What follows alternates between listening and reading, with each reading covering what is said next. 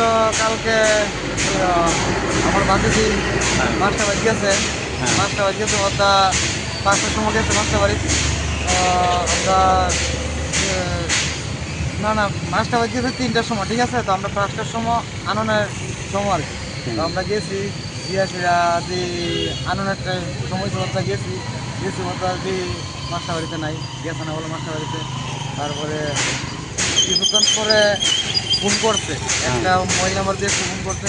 Phone দিয়েছে বলছে যে আমার বাতি যে লয়ে গেছে গা কাজল দাসের, কাজল দাস নামে ছেলেটা লয়ে গেছে গা। কোন জায়গাতে কাজল দাসের বাড়ি? কাজল দাসের বাড়ি হলো রানীখামারে। আচ্ছা আচ্ছা, সে কি করে? বর্তমানে মাসির বাড়ি থাকে, বাবার গাছ টাছ কাটে ট্যাবলেটের বাড়ি করে। আচ্ছা আচ্ছা আচ্ছা, কাজল দাসের বাবার নাম কি? কাজল দাসের বাবার নাম হইলো সুগেন দাস। আচ্ছা, তারপরে তোমরা কি করছো? তারপর আমরা কি করছি, অনেক খুঁজাখুঁজি করে আমি বলি যে থানাতে আইলাম রাত্রেবেলা। তারপরে থানার থেকে লোক গেছে, স্টাফ গেছে, রাত্রে 1টা-1:30টার সময় গেছে। তার আগে এসে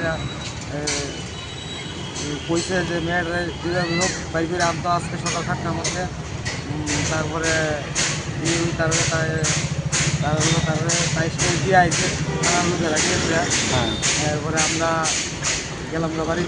তারপরে সকালবেলা আবার খোঁজাখুঁজি করতেছি, পাইতেছি না পুলিশ। এরপরে খোঁজাখুঁজি করে পাই না পেরেছে, আবার আমরা এলাম আমাদের থানাতে। তারপরে আবার তো আজকে কি প্রশাসনও চেষ্টা করতেছে যথেষ্ট। আজকে কি থানাতে মামলা করছো তোমরা?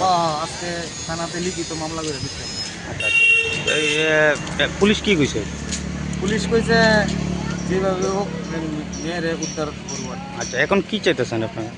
আমরা যেতেছি আমরা মেয়ে যাতে মানে সুন্দর মতো বাড়ি যেতে পারি, কিন্তু প্রশাসনের চেষ্টা করতেছি।